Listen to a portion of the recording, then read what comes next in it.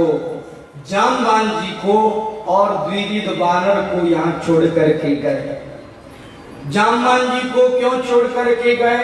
क्योंकि जामवान जी ने प्रभु राम से कहा था कि मुझे ऐसा कोई योद्धा नहीं मिला जो मेरे हाथों की खुजली मिटा सके, इसलिए आप कोई कृपा करें। तो श्री राम प्रभु ने कहा कि द्वापर में जब हम कृष्णावतार में आएंगे तो उस समय में आपके हाथों की खुजली हम मिटाएंगे, आपके साथ हम युद्ध करेंगे।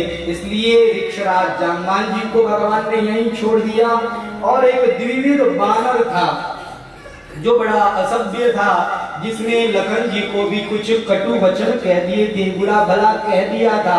अब क्या करें, वह वानर सुग्रीव के सेना का ठहरा, इसलिए श्री लखनलाल जी उन्हें दंड नहीं दे सकते, यह अनुचित होगा, इसलिए उसे इस समय में दंड नहीं दिया।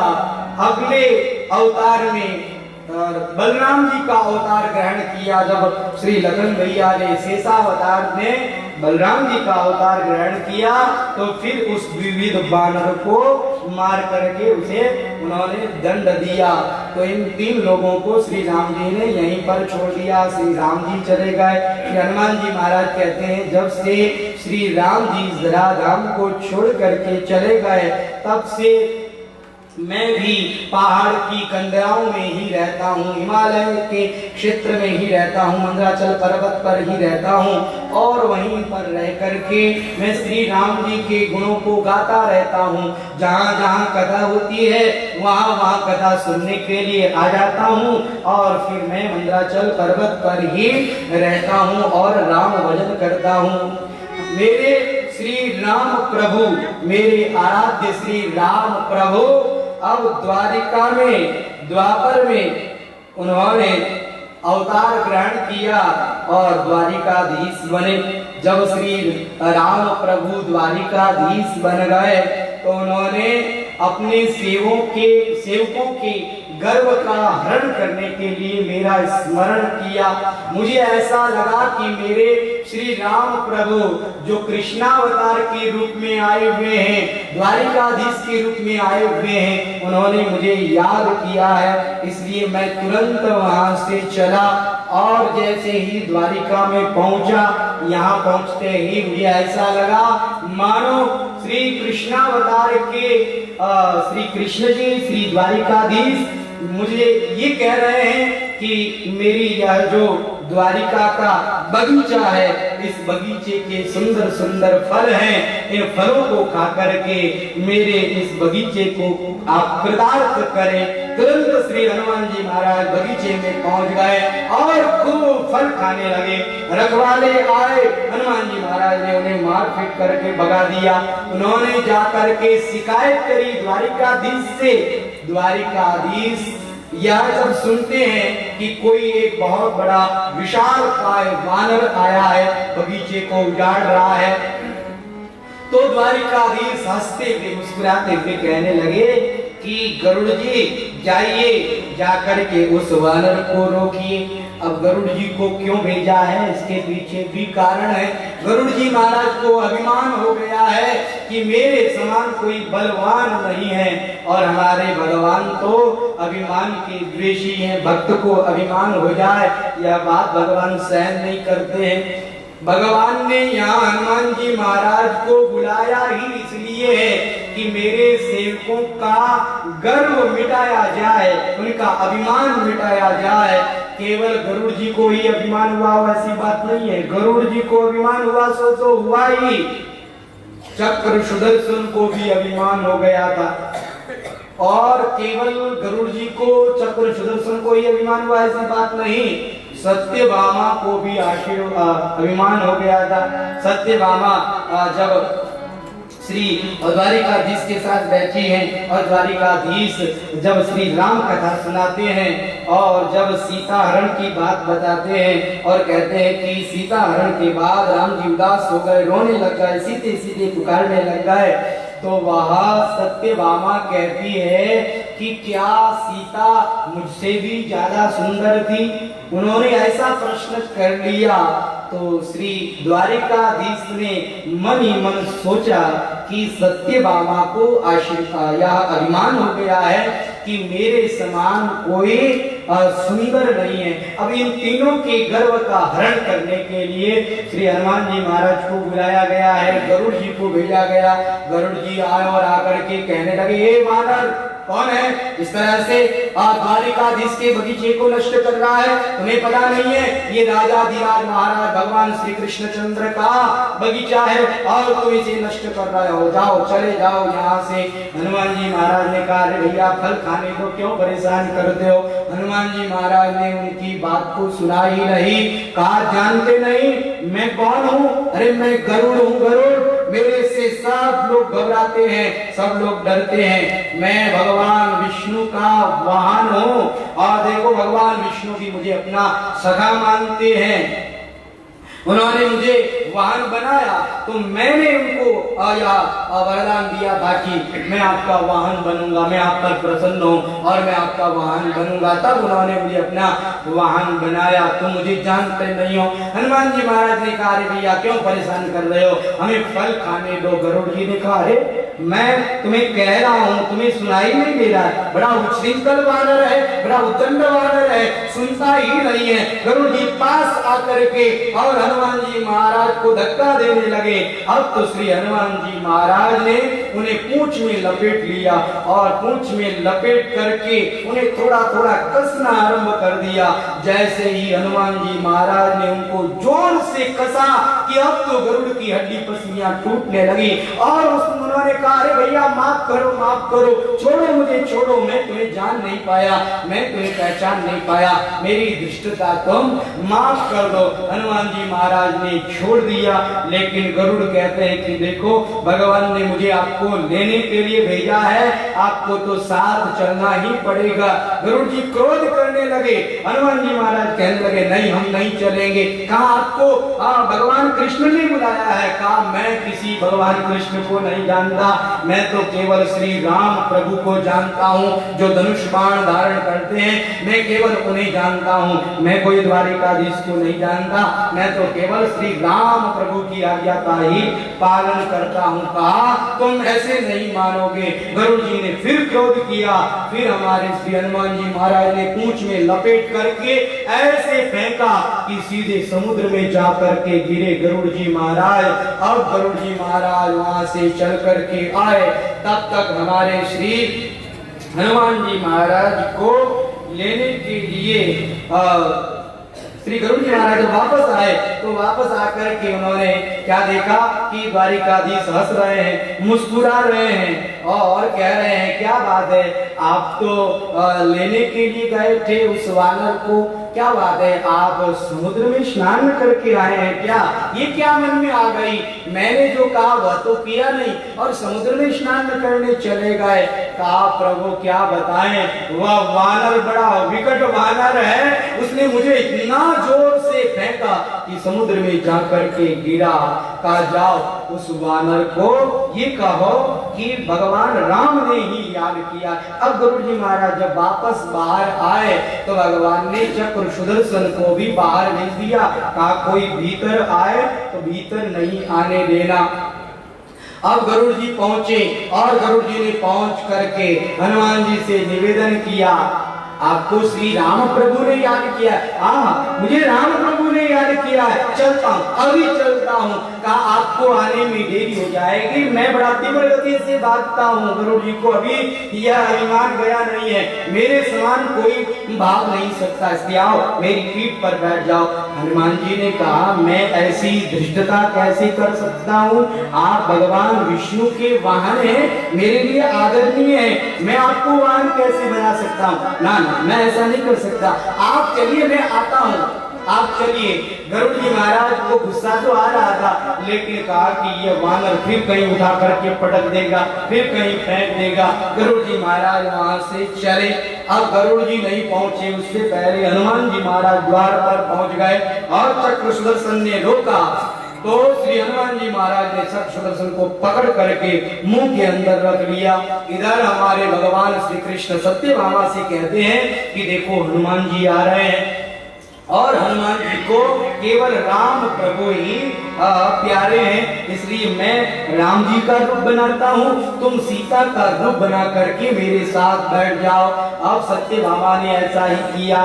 श्री द्वारिकाधीश राम प्रभु का रूप बना करके और वह सत्यभामा सीता जी का रूप बना करके बैठ गई है। और उसी समय में श्री हनुमान जी महाराज आए, आकर के द्वारिकाधीश को प्रणाम किया और प्रणाम करके कहा, आहा आज तो मैं धन्य हो गया, श्री राम जी के रूप का दर्शन करके मुझे बड़ी प्रसन्नता हो रही है।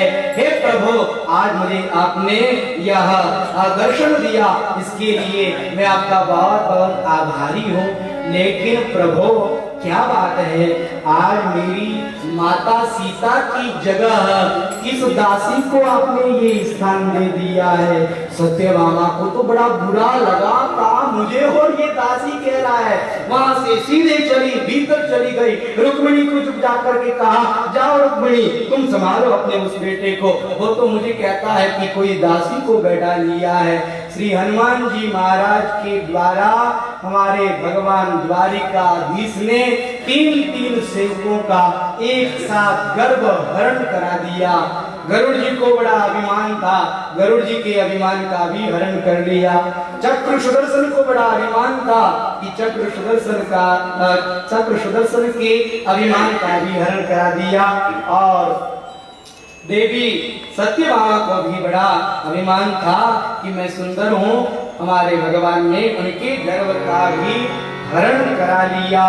श्री हनुमान जी महाराज कहते हैं, अब एक दिन की बात मैं आपको बताता हूँ। एक बार अर्जुन मुझसे मिला और मुझसे मिलकर के कहता है कि हनुमान जी, राम प्रभु ने वह जो सेतु बनाया था वह पत्थरों का क्यों बनाया। राम प्रभु तो धनुर्धर थे, उन्हें अपने धनुर के द्वारा, बाणों के द्वारा ही सेतु बना लेना चाहिए। जो धनुर्धर होता है वह बाणों से ही सेतु बना सकता है, मैं बना सकता हूँ। अगर आप मुझे आज्ञा दो तो मैं यहाँ पर ऐसा आपको पुल बना करके दिखा सकता हूँ, बाणों का पुल। हनुमान जी ने कहा, देखो वो वानर लोग बहुत भारी भारी थे और वो लोग जब चलते तो बाणों के द्वारा बनाया गया सेतु टूट जाता। ऐसे कैसे टूट जाता, धनुर्धर के द्वारा बनाया गया सेतु कभी टूट नहीं सकता है। कहा अच्छा आप बना सकते हैं, कहा बिल्कुल बना सकते हैं। कहा अच्छा अगर टूट गया तो। अर्जुन ने कहा टूट गया तो मैं अग्नि में प्रवेश कर जाऊंगा। मैं अभी आपके सामने बना करके दिखाता हूँ, लेकिन आप भी बताइए कि अगर सेतु नहीं टूटा तो आप क्या करेंगे। कहा अगर सेतु नहीं टूटा तो मैं आपकी ध्वजा पर बैठ करके सदा आपकी रक्षा में नियुक्त रहूंगा, सदा मैं आपकी रक्षा करता रहूंगा। कहा ठीक है। अर्जुन ने अपना गांडीव धनुष उठा करके जल्दी जल्दी बाण छोड़े और एक सेतु बना दिया, एक पुल बना दिया। श्री हनुमान जी महाराज आए और आकर के श्री हनुमान जी महाराज ने जैसे ही अपना प्रथम पैर रखा कि वह बाण के द्वारा बनाया गया सेतु टूट गया।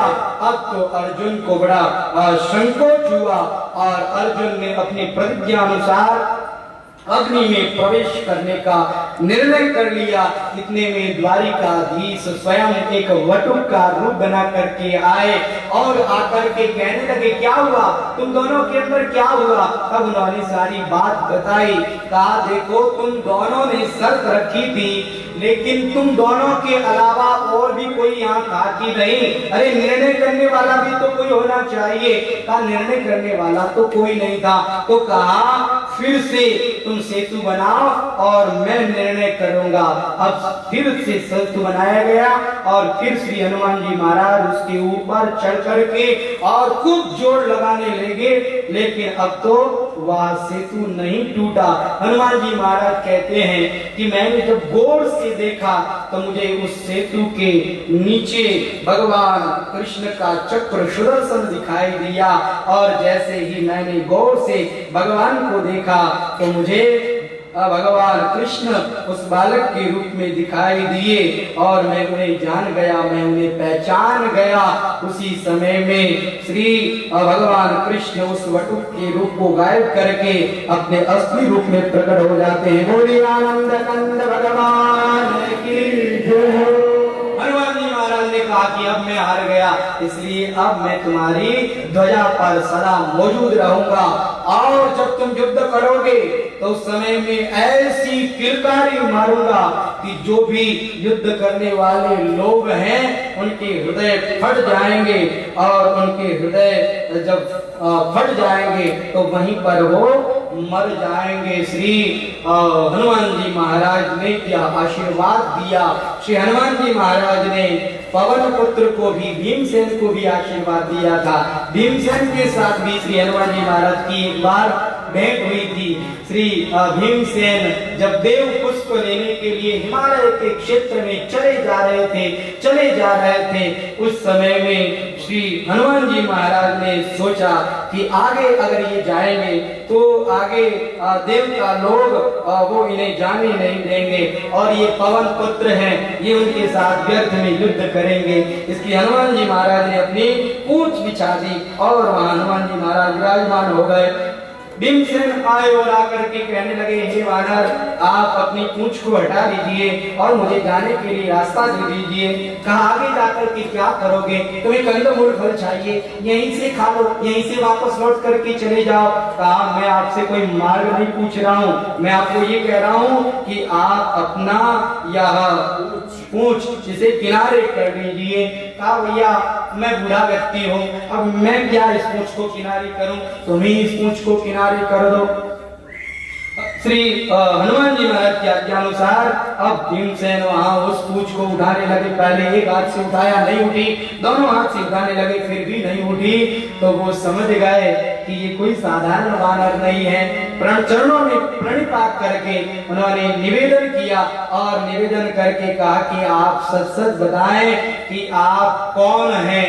तब उन्होंने कहा भैया अरे तुम हमें जान करके क्या करोगे, तुम तो राम प्रभु का भजन करो, तुम्हें सेवक को जान करके क्या करोगे। कहा अच्छा तो आप पवन पुत्र श्री हनुमान जी हैं, एक बार मुझे आप अपना दर्शन दीजिए। तुरंत श्री हनुमान जी महाराज अपने असली रूप में आ गए। भीमसेन ने उनके श्री चरणों में प्रणाम किया और कहा कि मैं आपका छोटा भाई हूँ, आपका ये छोटा भाई आपको प्रणाम करता है। श्री हनुमान जी महाराज और भीमसेन यहाँ पर मिले हैं और श्री हनुमान जी महाराज ने भीमसेन से कहा कि अब देखो कौरवों पांडवों का युद्ध होगा, तो मैंने अर्जुन को यह वचन दिया है कि ध्वजा पर मैं सदा मौजूद रहूंगा। और देखो भीमसेन, जब तुम युद्ध में किलकारी करोगे तो तुम्हारे स्वर में मैं अपना स्वर मिला दूंगा, इतनी जोर की किलकारी करूंगा कि उस किलकारी को सुन करके ही आधे लोग मर जाएंगे और जो नहीं मरेंगे वो मेरे भयानक रूप को देख करके भाग जाएंगे। और वास्तव में ऐसा ही हुआ।